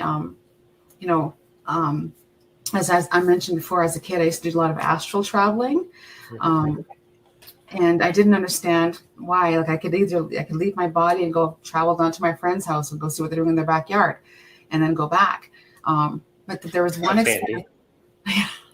There's one experience that I had where I was traveling through what I thought was it was a wormhole, maybe. I explained it as a child as going through a kaleidoscope of colors, because I felt like I was going so fast through this tunnel, and I could see the tunnel walls beside me. I couldn't see anything above or below me. I was in this tunnel zooming, going so fast. And then at one point, I was now in space, and I didn't have a body. I was like one with the universe. I was the universe. I was everything and nothing at the same time. And I remember feeling that freedom, and I still want to get there, because then I get there through Reiki as well. But that feeling of being the universe, and then all of a sudden back in that tunnel again, and then all of a sudden I'm going back again, and now I'm like as tiny as a speck of sand, like one little speck of sand. I felt like I was that tiny. And then I was back in the wormhole again, then I was back in my bed. So I don't know what that message was, if that was just showing me, how powerful we are in this universe of, I am one with the universe. We all are one with the universe. Yeah. And being everything and nothing. Mm-hmm. It's interesting. The kaleidoscope thing is familiar to me. I had an experience with flow tanks. So it took me, I think the full 2 hours before I unleashed all the stress and the thoughts and all that other stuff, and I was empty-minded for like maybe 10 minutes, and then I started to see this, like, I would describe that as a kaleidoscope kind of effect, but I didn't know what word to put to it. So hearing you say that kind of resonates with that, and I think that was kind of the start of me, perhaps, doing that. I'm trying to explore all those elements too as an investigator too, but to understand how to get to these places and where they all connect to, because you experiencers, like, this is an experience. There's got to be something, or I believe that there is something that is connected to you and other experiencers that you guys share. There's something, not just the experience, but maybe something genetically, maybe ancestry, biologically. There's like you mentioned several people being like another girl, like back in, beside you during some of these events. Maybe that girl is listening.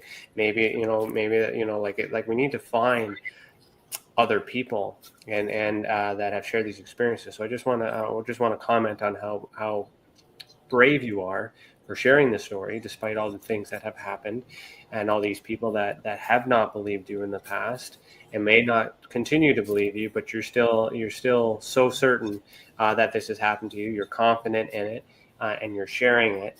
And I hope that others who are listening to this, can reach out and share notes, because if you guys work together and talk about it, maybe you can get more, as I said before, get more information and be like, it was a tunnel, and remember this, and then you guys kind of figure that out. It's like watching a movie and then you forget about it, but you've seen the movie, and then somebody brings it up and then you start remembering and things like that too. And I don't know how we can do that other than, I hope that once this circulates and everyone sees it, other people will come in and say, hey, me too. And that's how we know we're not alone. And do you think, and we kind of didn't even touch this at all, but do you think the government is involved in this, or is this completely separate? They don't have control of it. None of our business. Leave them out of it. What are your thoughts on that? So I was just writing down something just as you were talking about it as well. Yeah. So my experiences have been with many different species of, okay. And I'll kind of get into that. So the first experiences that I remember was the ones that were wearing robes, but the rest of them were like grays. So the one experience when I talked about the gray shooting lasers at me, he was chasing me, and I was an adult, and I was running under a picnic table. I don't know why I felt I was going to be safe under a picnic table, but as I was under the picnic table, he grabbed me in a way that I couldn't get away. I couldn't get up from the table, and as he reached his fingers wrapped around my whole arm. And I did have a bruise on that hand afterwards, but and then those finger marks again. But that's why I was able to realize now why all my life I had these finger marks, which I thought were fingertip marks, was because when he grabbed my arm under that picnic table, he was now face to face with me. So that alien gray's face was right in front of me. They have no feelings. I feel like those are like robotic.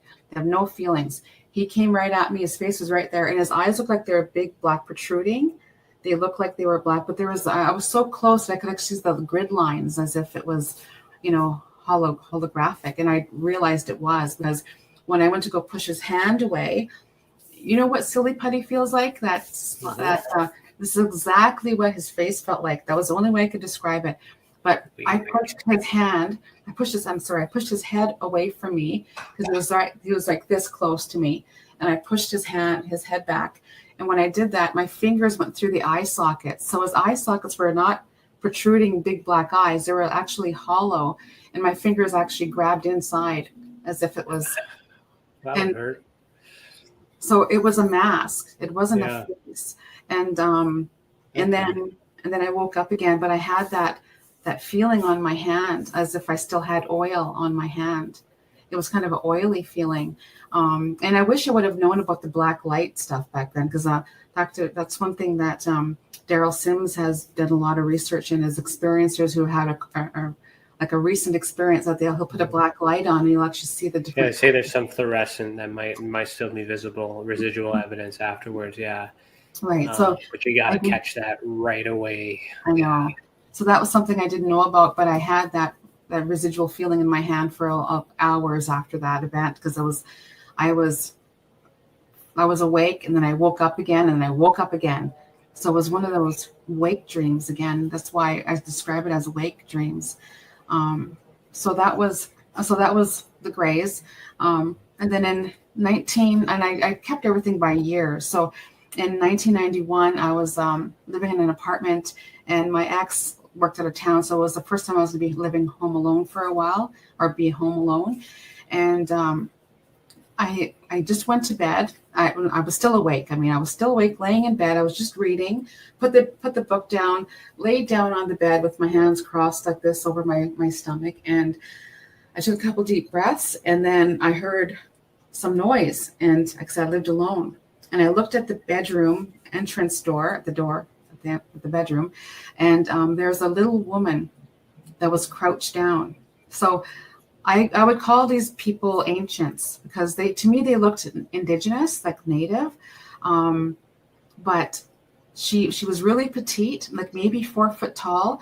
She had her body looked like she was very old, ancient, like it was like cripply, like I couldn't explain it. But her hair was long black, and she had this white streak of hair, and it was tucked behind her ear like this. And she said to me, she was talking to me about my ex. She said to me, if he doesn't quit this job, he's going to die. And I thought that was weird. And then she ripped up some papers, started a fire on my floor. And I'm like, I couldn't move. I'm in my bed. I could not move. And then these 2 people appeared. And I see people because they look like humans. And one of them, they're on each side of my bed. And I'm now starting to float above my bed. And they actually grabbed my arms and they led me to my feet. And that woman was no longer there. But those 2 beings, those 2 guys, led me out of my bedroom. I wasn't touching the floor at all. But they're holding my arms down. When we got to the living room, the whole room shifted as if I couldn't explain it. The room shifted, and all of a sudden I was in a round room. At the time, I did not even clue in that I was in a UFO. I just thought I was in this round room with windows all around. Well, how did we get here? What happened to my apartment? And I'm asking questions like, where are we? And they just pointed to the window, and we were just at the window. Like it was just like we flew right to the window, and they pointed down and they were showing me that we were above a street, like an intersection of the city on the south side of Edmonton. And I thought, why am I here? And I said, how did this building get above the intersection? Like I still wasn't cluing in that I was in a craft. And then I woke up back in that same position on my bed, and I was like, what just happened? Like, what's going on? I called my mom. I tried calling my mom, but she didn't answer. I was hysterical. I didn't know what just happened.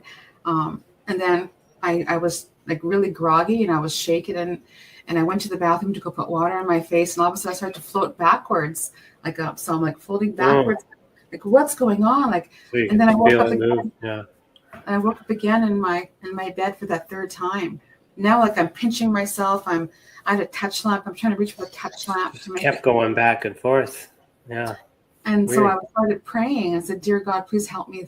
And then just then that whole let go, like I felt that was like this fighting paralysis, and then the whole let go. So that was experience that I had with human type of experiences. Then it talks about government. Okay. So 2001, jumping back to 2001, working on the project, I got hacked. I mentioned that. So at that same moment that I was getting the MSN messenger, of course we had dial-up back then. We had to call in, right? So I had dial-up. And so just as the file transfer was happening, my screen went red, black, red, black. My phone rang. It said 0123456789 on the it was like the phone. And then my computer shut down. And when I tried to turn it back, when I had this big floppy disk we had back then, so I had that inside the computer, and my project was saved on that floppy disk on the computer, and I had emailed it to a couple of those directors already, from Space Channel, was called Space Channel back then, and APTN. So they all had a piece of like my storyline. And one of my friends, I had him read it as well. So I had emailed this project to other people. Well, during that hacking, when I finally opened up the computer, my cousin was living with me, and he was computer tech. And he said, this is beyond anything I know. He said, this is like high tech hacking, because everything was wiped out of my computer. The operating system was totally wiped out. That disk that was in the computer, totally wiped out. We did not have technology to wipe out that disk from hacking. And also the project that I emailed out to people was no longer in their inboxes. Like it was gone. So, and then that's the same night that, and this is where it gets strange. And I never really believed in Men in Black. Okay. So what happened is that night I'm trying to get my computer back and running again. I called the operator to see, can you trace this number? There was no such thing as 0, 1, 2, 3, 4, 5, 6, 7, 8, 9.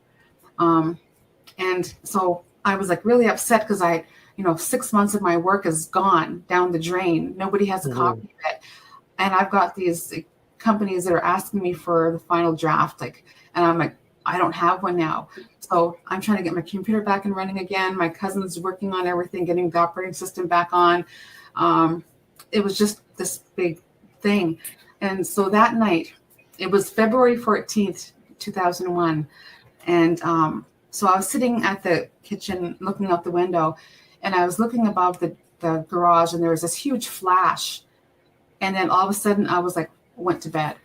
I kind of was an insomniac, but all of a sudden now I'm going to bed. And I remember consciously going from the kitchen, big flash, going to bed.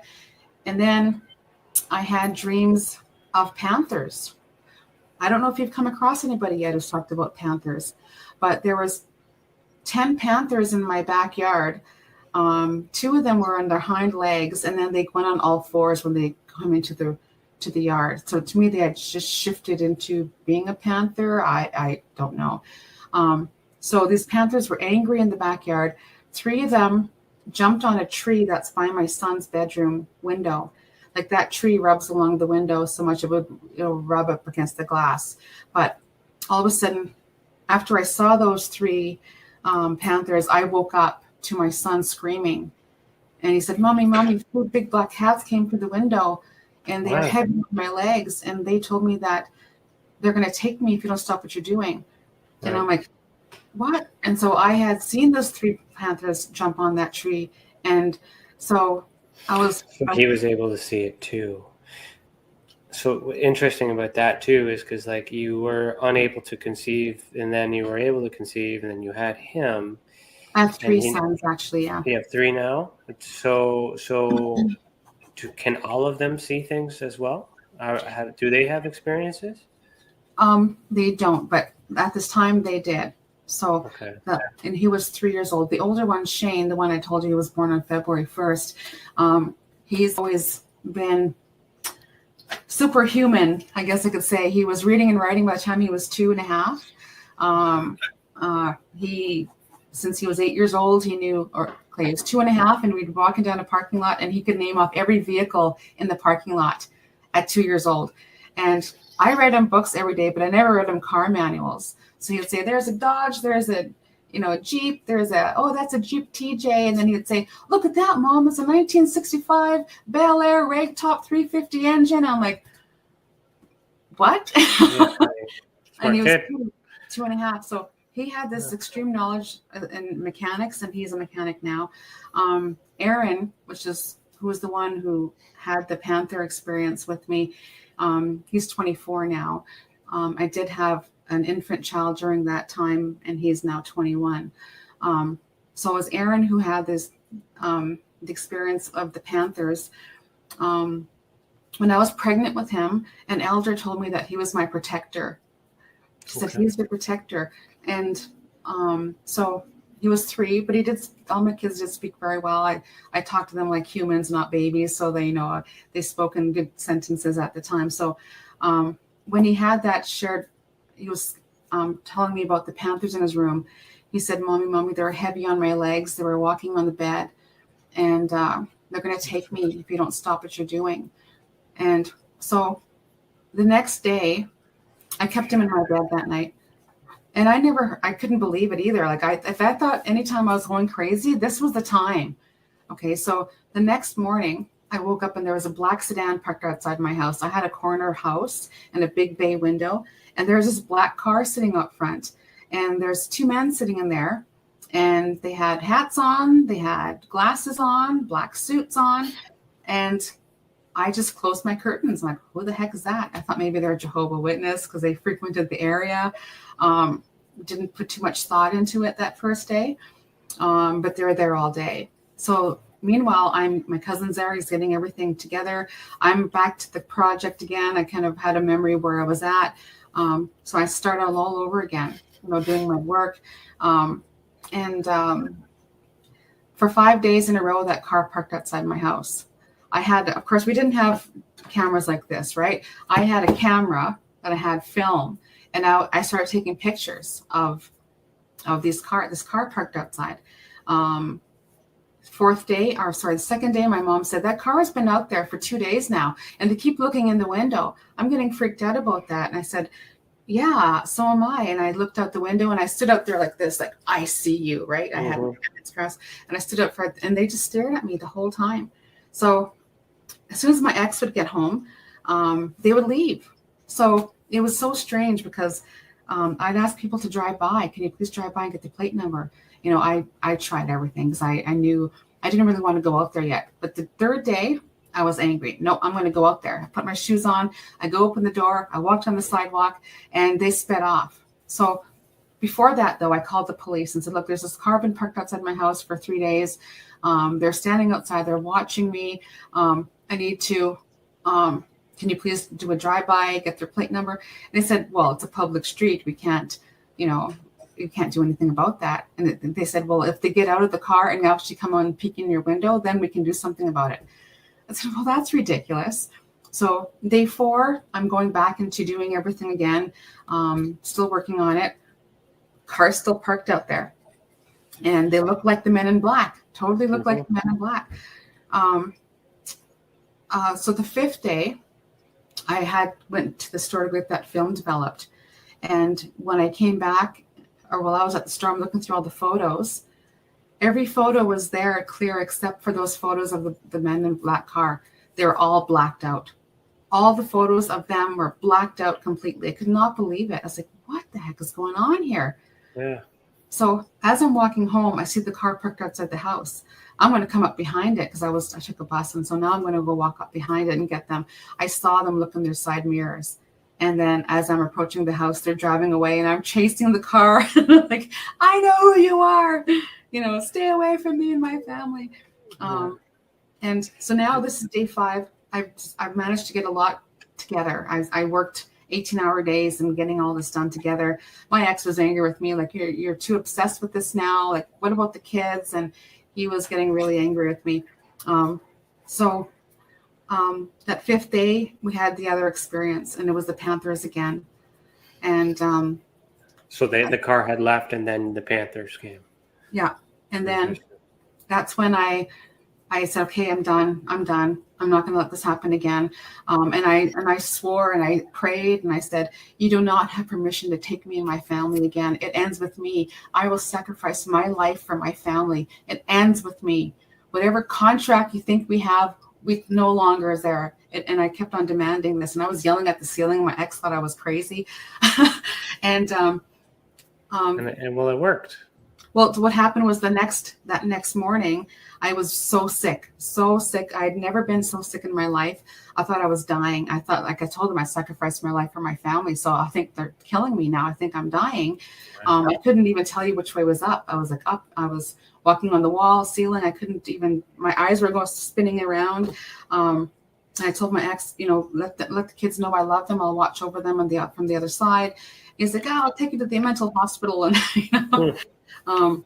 so that night I prayed, and I just prayed again. And I just prayed, to Creator, please watch over my children.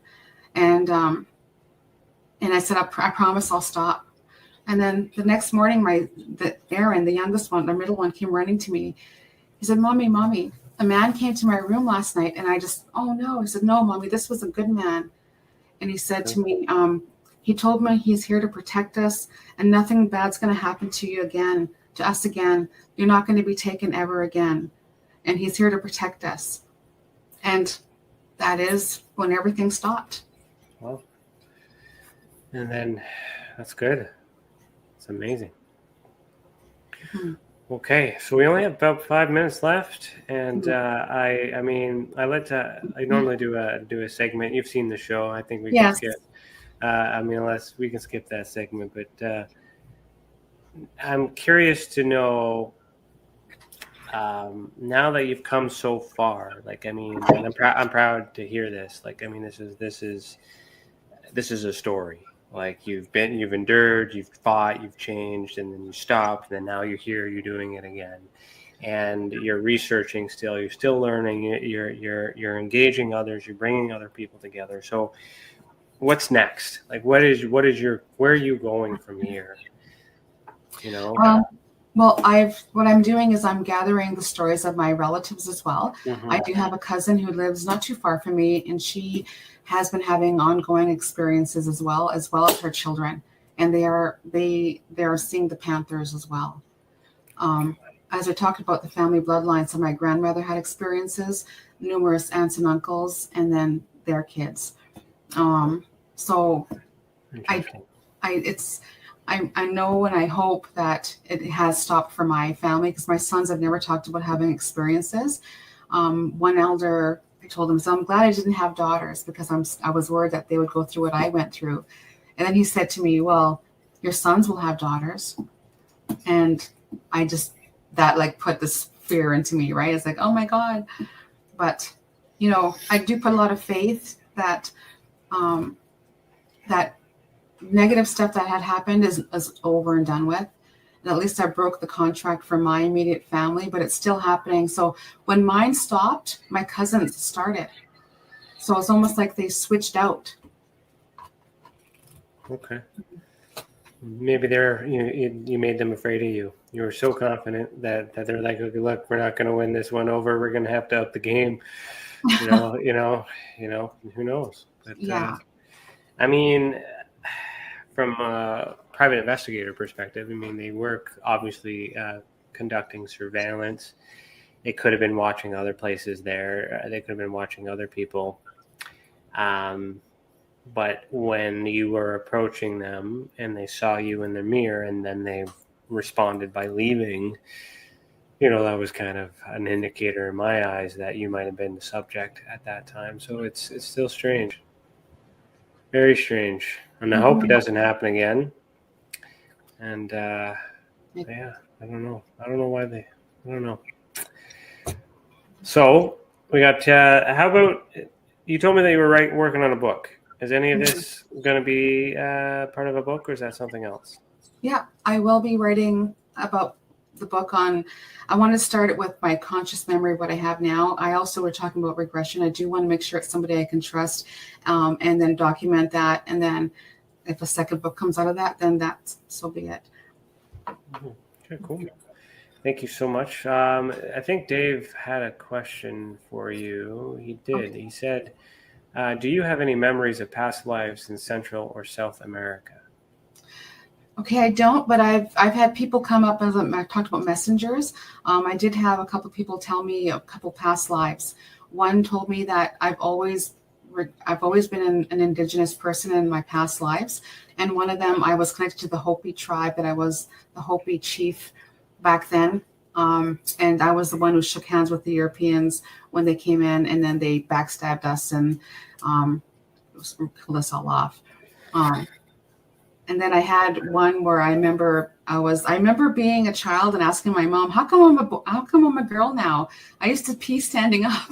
I was about 3 or 4 when I asked her that, because it was like a memory I had at that time. That's interesting. And Dave, I'm not quite sure the context of that question, but what came to mind too with South did you see South America or South Africa? Where are we? Where's the thing here? South America. Is like, well, Mexico, like just said, and the Aztecs. So I know that the Aztecs worshipped panther gods. So there's evidence, so perhaps there's some connection to that, but we'll have to put a button on that. So I'm going to say thank you so much for joining us. We're going to do our after chats. We will talk to the people in the chat and have some comments and talk about the show and talk about what's next for Tessa.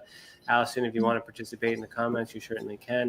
Okay. But thank you so much, and I'm glad we're connected. If there's anything we can do to help you with your research and to help us with ours, because we can help definitely share your stories with other people too and work together on that. I'm definitely interested in getting those documents